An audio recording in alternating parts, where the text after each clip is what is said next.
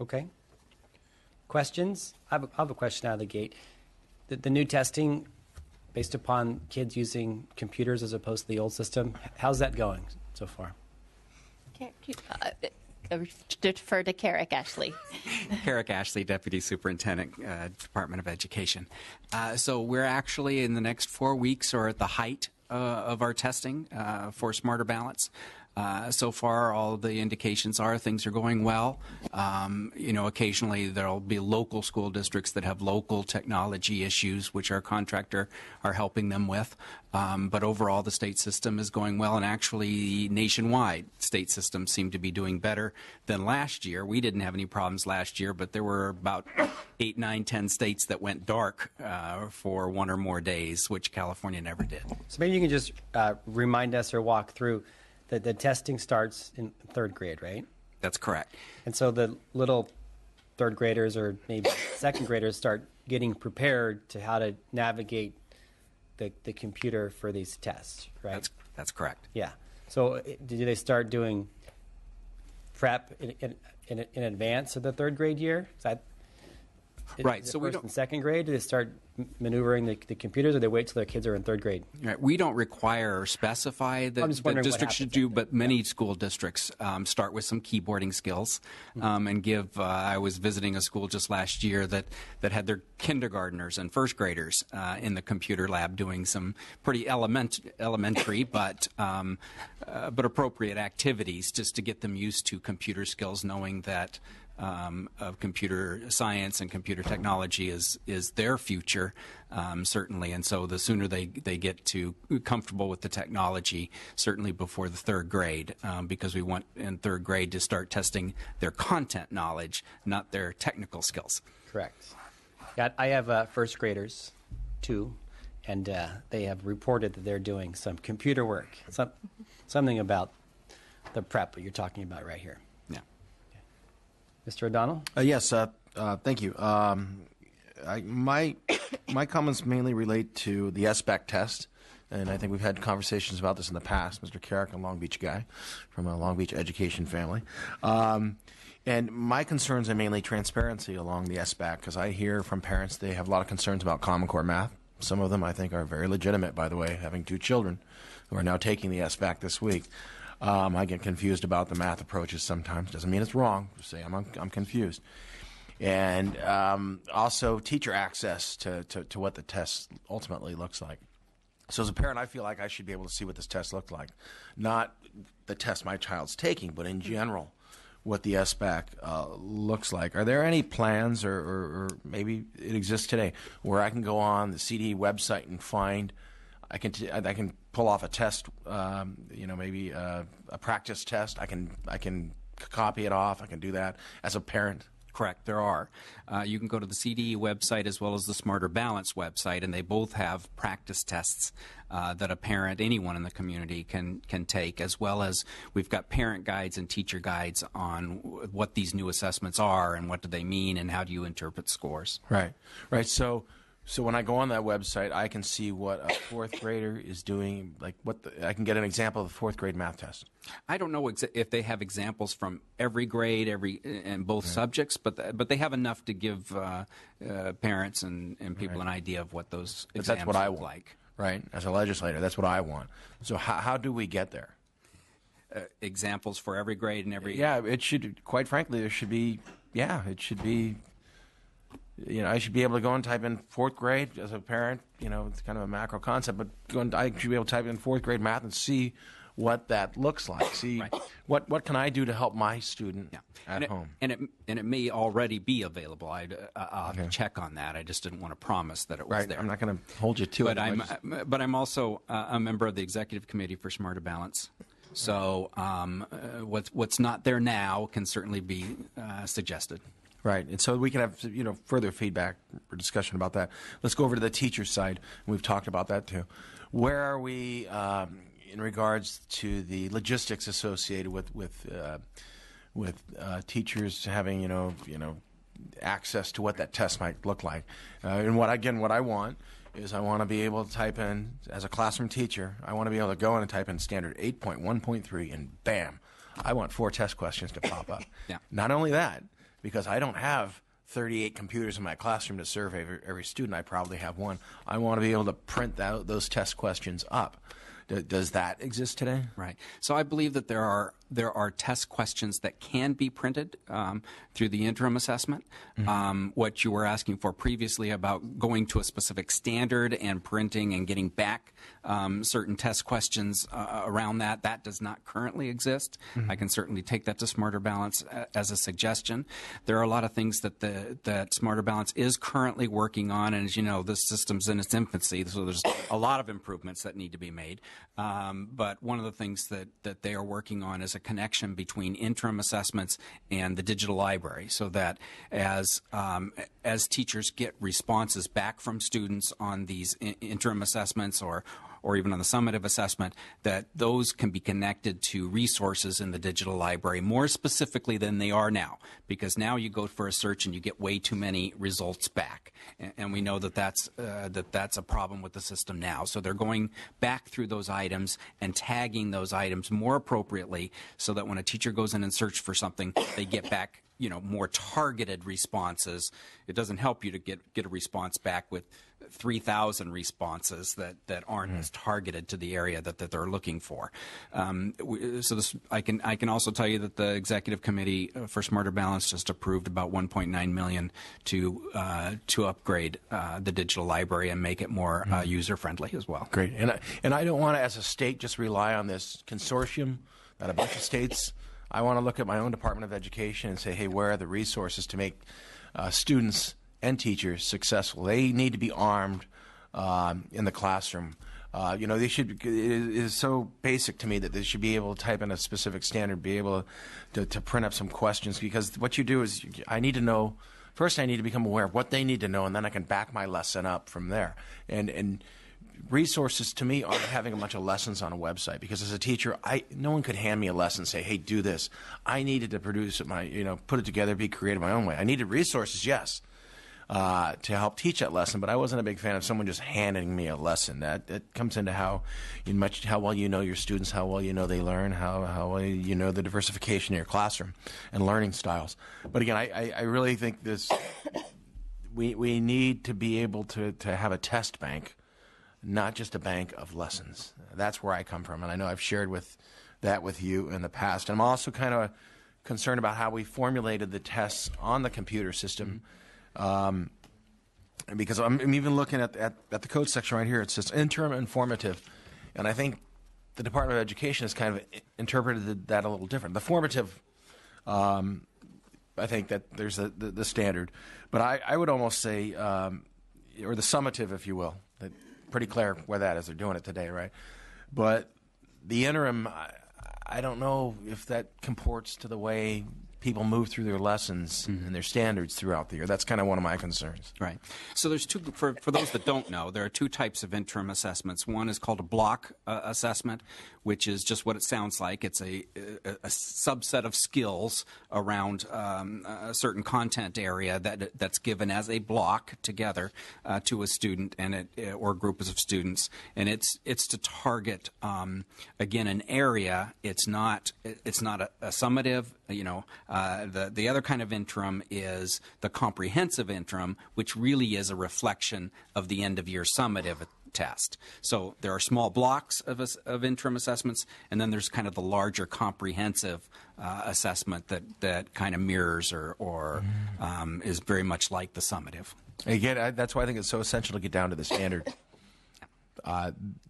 because I don't know that you can comport with the way teachers across California move through their curriculum throughout the year in a computer system.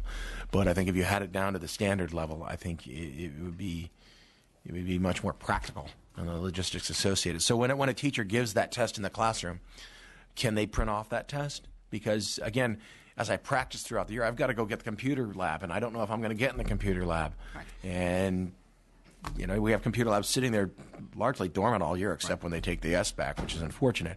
But maybe they go in there and take some practice tests. But can I print off? I'm going to have to check what can be printed and what cannot.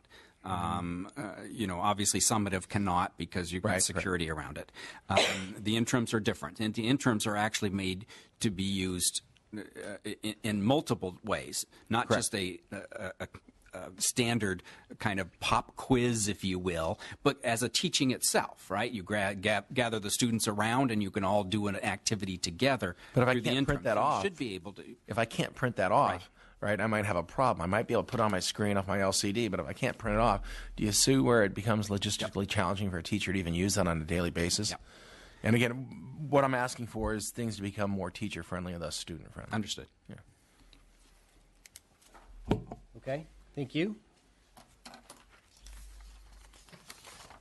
This was an informational item for now. We're going to hold it open.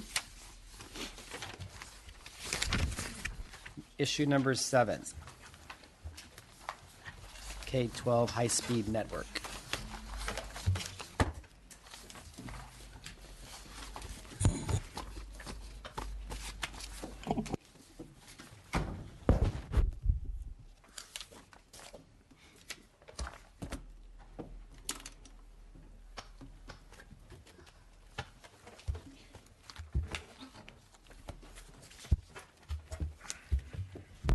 Okay, we'll begin with the Department of Finance.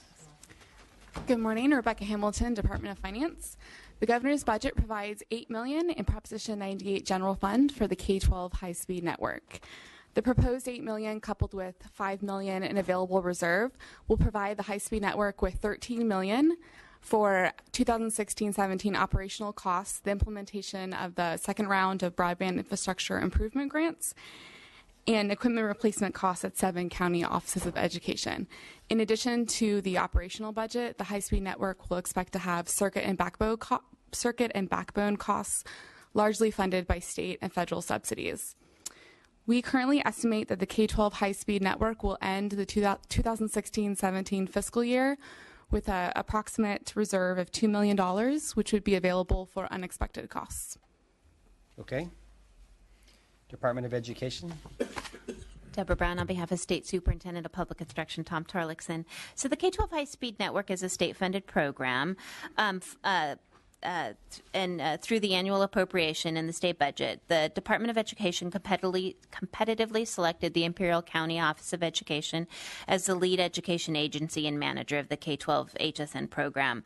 The program provides the K-12 community with network connectivity, internet services, allowing for local administration of computer-based student assessments, teaching and learning application coordination, video conferencing coordination and support. And most recently through the work of the network, but also through the 2 rounds of the big grants, it really has been vital in ensuring that our shift to the computer adaptive assessments has been successful with very little technology challenges. I'll defer to Ms. Sanders on the work of K-12 HSN and just note some of the department's monitoring and oversight activities. So this includes network monitoring software, so constantly checking the connectivity and used to ensure that the system remains online, doing surveys for a variety of purposes, but really ensuring that we review the recommendations and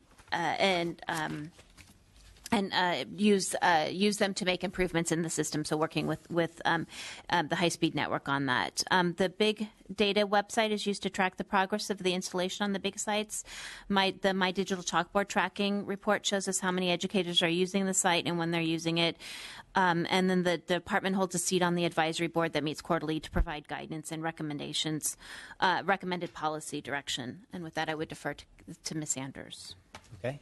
Good morning. My name is Terry Sanders. I'm from Imperial County Office of Education, and I serve as the Chief Operating Officer for the K-12 High-Speed Network, which operates under grant from and on behalf of the California Department of Education. Over the past 2 years, we've been tasked with ensuring that every K-12 school in California is able to administer the new computer-based assessments. We've had good success and continue to focus on addressing those schools that still need assistance through the Broadband Infrastructure Improvement Grant Program and the funding approved by the legislature in the past 2 years. We've worked closely with the California Department of Education, the Department of Finance, the State Board of Education, the Governor's Office, and our K-12 HSN Advisory Board, which includes school district practitioners from all areas of the state. We support the governor's proposal to provide $8 million to the K-12 HSN for operating purposes in the 2016-17 fiscal year. Our proposed budget will use the remaining reserve available to cover the program's cash flow as we await the federal and state subsidy rebates that fund more than half of the program expenses and are typically received late in the year. In response to the LAO's recommendations outlined in the hearing analysis, the stakeholders involved in this issue, the Department of Finance, California Department of Education, and the Budget Subcommittee staff will continue to assess K-12 HSN's budget and recommend any adjustments to ensure fidelity in supporting the state's technology investment in schools. Okay. Natasha Collins with the Legislative Analyst's Office. The LAO has a few concerns with the governor's proposal to provide $8 million to the K-12 HSN grantee in 2016-17. We're concerned that this would reinstate the historic amount for this grant. I don't believe it was mentioned so far on this panel, but I believe it's in your agenda that the HSN had built a large reserve over many years, and last year the legislature or the budget did not provide an appropriation and instead required them to spend $8 million of its approximately $15 million reserve for operations. So this year, it was seen as an opportunity to relook at the state appropriation and better size it, so reserve did not build up as it did in the past.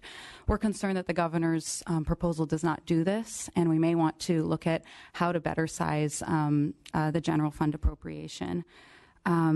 In looking at the HSN budget and trying to, at our office, determine what that level would be, we noted that administrative costs had grown largely over the past decade that the ICOE has held the grant.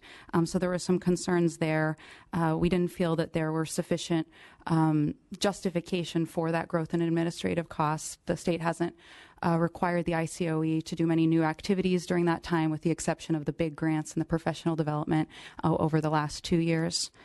To address these concerns, we recommended that the legislature ask the CDE to report to them during these hearings about why the administrative costs have grown so much at the HSN, and also explain how it reviews and assesses the grantee's performance, and why it has made how it decided to continually appropriate this grant to the ICOE for these years, and how its performance has affected the decision whether to rebid the grant.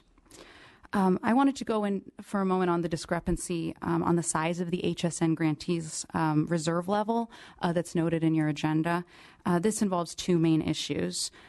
First, in its January plan, the HSN indicated that it had a $9.2 million reserve, 3.7 of which was a cash reserve to protect against the subsidies that Ms. Sanders mentioned not coming in on time. Recently, however, the HSN has indicated that the 3.7 does not actually reflect a cash reserve, but instead reflects a accrued reserve. So in other words, it reflects reimbursements that they expect to receive in the following fiscal year. So this means that the $9.2 million reserve that they originally showed in the January budget plan actually only contains about $5.5 million cash reserve. Second, the HSN recently and Finance recently revised their budget plan to increase their expected expenditures in 15-16 by $600,000 for Big 2.0 administration, and by $3.8 million. They increased their expected expenditures for 2016-17 for additional Big 2.0 administration and equipment upgrades. So this further reduces that reserve to the about $2 million that the Department of Finance noted. Since we only recently received this revised budget plan, we're still evaluating the revised expenditures and that proposed size of the reserve. Thank you. Thank you. Does the Department or Finance want to respond to the LAO issue and written in the analysis about the reserve and the reserve amount, and whether or not we should keep using the reserve or go with an appropriation? I would note that with the updated expenditures, HSN is looking to start this year with about $5 million, and if you look at their fixed costs at about $8 million, they wouldn't be able to meet their historical needs based on $5 million. And additionally, they're administering the broadband infrastructure improvement grants, and that's a $50 million grant program, so they can't take the administrative costs out of the grant, so they would need funding for the administration of that grant. We're still looking at the reserve issue and some of the cash flow issues that Ms. Sanders highlighted, and looking for a solution to possibly alleviate those cash flow issues without while keeping an appropriate reserve level. And will this eventually end? You know, this approach was to help these districts get their technology and computer systems in line to deal with testing and technology in the 21st century. And these were the grants to get it kind of up to speed. But is finance envisioning this years down the road to be a continual appropriation, or this is just for the time being? The appropriation is a continual appropriation for the K-12 high-speed network program operated in Imperial County. The specific broadband infrastructure grants were one-time, $50 million in the 15-16 budget. And well, I guess is that in a few years, do you expect a need to go and provide more grants to update that existing infrastructure in the schools? I mean, or is this pretty much a one-time piece? I don't think the administration has an official position. I think we'd like to see districts use their LCFF funds to upgrade their technology, but we'd have to assess with further budgets and what the technology needs of the state were in the future. Okay. Did you have a question, Assembly Member? No. Okay. This was an informational thing for now. We're going to hold this issue open, hold the item open. So that concludes the agenda. To the extent that we have individuals who want to speak on any of these last remaining items with the public comment section, please line up in the middle. We'll ask you to have your comments directed to the committee at 1 minute or less. Thank you. My name is Jessica Sacco, representing the California Science Teachers Association. We appreciate the Department of Finance's recognition of the importance of elevating and investing in science education at this critical time when California is facing a future shortage of qualified STEM workers to fill its workforce needs. When California adopted the Next Generation Science Standards in 2013, it committed to a set of standards that expands science education in such a way that provides access to all students. To do this, many schools will need to expand their science offerings as well as re-equip their laboratories. So we do appreciate the recognition of the need to invest in that, and we seek that you consider using dedicated funds for that purpose as opposed to solely relying on LCFF implementation dollars. Thank you. Mr. Chair, members of the committee, Kara Bush with CompTIA, also on behalf of TechNet, which collectively represent the breadth of the technology industry. We support the governor's $1.2 billion for the implementation of California academic standards, which will better prepare students for college and career by investing student collaboration, fluency in technology, critical thinking, and communication skills. We would also like to highlight that we also support additional funding for the Next Generation Science Standards. We believe it is critical to invest in a 21st century science standards. STEM jobs are one of the fastest growing jobs in the California economy. Although there have been significant investments made in prior years, we would urge continued funding as there is still dire need for technology, professional development, and instructional material. Additionally, we support the $8 million proposed in the governor's budget for K-12 high-speed network. The demand for high-speed internet in schools has significantly increased with the newly implemented computer-based assessments. And lastly, I'd just like to note that CompTIA and TechNet have put together a joint letter detailing our budget priorities for this year, and would appreciate your consideration. Thank you. Thank you. Good morning, Chair and members. Derek Lennox on behalf of the California Educational Technology Professionals Association and the Small School Districts Association. Regarding HSN, both groups strongly support the governor's $8 million proposal, with underconnectivity continuing to be a problem, particularly in rural areas of the state. It's really important for both groups to see the state's continued support of the program. Thank you. Thank you. Good morning, Mr. Chair, members, and staff. Marta Alvarez on behalf of the Association of California School Administrators. ACTA supports also the governor's proposal for the $8 million for the high-speed network. We also support the governor's $1.2 billion for discretionary grants for school districts. However, we are concerned that the legislature continues to double count the dollars as repayment of mandates and using it as towards implementation of the Common Core standards. Regarding the teacher shortage, I was not here for the prior items, but we commend the legislature for the comprehensive review of this very important topic. We think it needs to come through the policy and the budget conversations. We are supportive of several legislation, including the Apple program and funding for it in this year's budget. Thank you. Good morning. Kim Lewis representing the Corporation for Education Network Initiatives in California, or CNIC. We're in support of the Exploratorium item in the budget. They've been a longtime member of CNIC and provide a nice cultural and academic content for our users on our network, and are also in support of the governor's proposal for the K-12 high-speed network, which provides connectivity and the backbone connectivity to our network on behalf of all of K through 20. Thank you. Elizabeth Munguia on behalf of the California Association of School Business Officials. We're also strongly in support of the $8 million governor's proposal for the K-12 high-speed network. Thank you. Thank you very much. With that, we will adjourn.